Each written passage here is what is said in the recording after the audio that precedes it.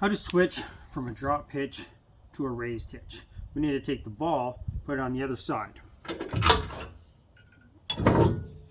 Flip it over.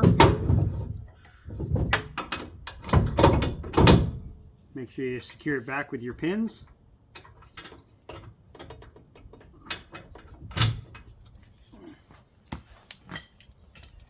In this case, I've got a big ratchet and an adjustable wrench. Make sure it's unloosened. Grab the ball and just take it off.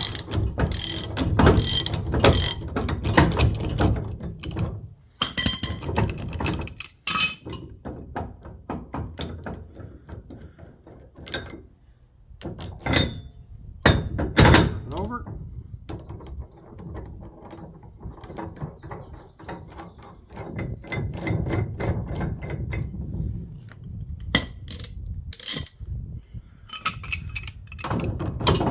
And tighten it back up.